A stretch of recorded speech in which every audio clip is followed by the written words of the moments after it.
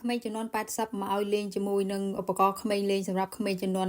2010ជាងនិង2020ជាងភ្លាមអញ្ចឹងមិនស្ទាត់លោកហើយដៃផងជើងផងកាយនៅតែមិនទៅមុខទៀតទោះបីជាមើលអាក្តាស់គេណែនាំនឹងឲ្យប្តីបរិញ្ញាថែមទៀតក៏នៅតែមិនចេះមិនទាន់ស្ទាត់ដែរនេះថ្មីអញ្ចឹងវាអត់ស្វាមទេតើតាលេងបាន2 ដងហើយនោះទើបវាស្វាមស្ដីបងប្អូនអរគ្នាបងប្អូនឃើញអាគារខ្ពស់នឹងអត់អាគារខ្ពស់នេះបើសិនជាយើងមើលនៅពេលយប់គឺយើងអាចដឹងអាកាសធាតុនៅថ្ងៃស្អែកបាននៅពេលយប់បើសិនជាវាមានភ្លើងពណ៌លឿងចេះអាកាសធាតុថ្ងៃស្អែក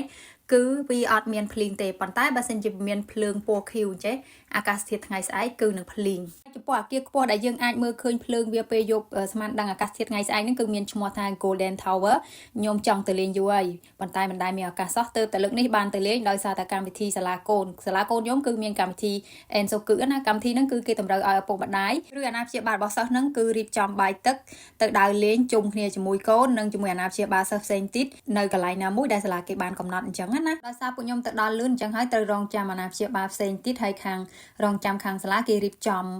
ជាក្រុមឲ្យយើងដើរចូលទៅហើយបន្ទាប់មកឲ្យចូលទៅខាងក្នុងនេះគឺត្រូវរងចាំមួយតង់ទៀតដោយសារតាចាំថតរូបទៅតាមថ្នាក់របស់កូននីមួយគេថតរូបនៅកន្លែង Dinosaur នេះបងប្អូនហើយការចូលទៅកន្លែងនេះគឺបង់លុយបងប្អូនបើសិនជាយើងទៅធម្មតាមិនមែនជាកម្មវិធីរបស់សាលាកូនសម្រាប់មនុស្សធំគឺអស់ម្នាក់1500យេនតែសម្រាប់ក្មេងៗគឺអស់1000យេនប៉ុន្តែដោយសារទៅតាមកម្មវិធីសាលាកូនអញ្ចឹងគឺគេយកតែលុយអាណាព្យាបាលទេគឺម្នាក់1000យេនអញ្ចឹងពួកខ្ញុំ2នាក់អស់2000ហើយនៅពេលដែលថតរូបថតអីហើយបងប្អូនគឺចាប់ផ្ដើមហើយកូនយើងអាចទៅលេងនៅកន្លែងណាដែលគាត់ចង់ទៅព្រោះនៅពេលដែលយើងទៅឈរចាំនៅកន្លែងខាងមុខច្រកចូលហ្នឹងគឺមានឲ្យกระดาษណែនាំពីទីតាំងកន្លែងលេងកំសាន្តណាអញ្ចឹងកូនយើងចង់ទៅកន្លែងណាយើងនាំទៅកន្លែងហ្នឹងទៅហើយ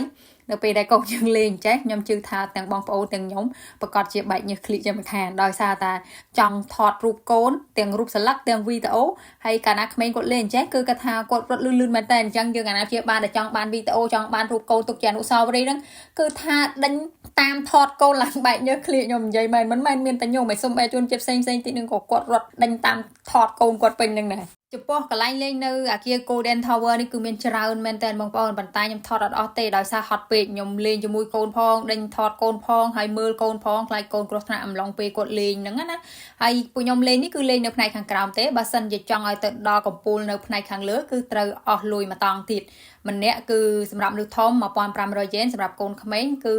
1000យេនហើយនេះក៏ជាលើកទី1សម្រាប់ខ្ញុំដែរដែលធ្វើដំណើរកម្សាន្តកម្មវិធីសាលាជាមួយកូនតាំងពីកូនកើតមករហូតដល់អាយុ76ឆ្នាំហើយកូនទី1ខ្ញុំអត់ដែរទៅជាមួយគាត់សូម្បីតែម្ដងទៅលេងនេះខ្ញុំចង់ទៅដើម្បីបង្កើតអនុស្សាវរីយ៍ជាមួយគាត់ឲ្យបានច្រើនព្រោះអីតែពេលគាត់ធំទៅគឺគាត់មានមិត្តភ័ក្តិគាត់ត្រូវចំណាយពេលជាមួយមិត្តភ័ក្តិអាចថាច្រើនជាងខ្ញុំដែរជាអាណាព្យាបាលនេះក៏ថាបានដែរហើយខ្ញុំក៏មិនអាចថាហាមគាត់បានដែរបងប្អូនតែគាត់ធំគាត់ពេញវ័យទៅគឺ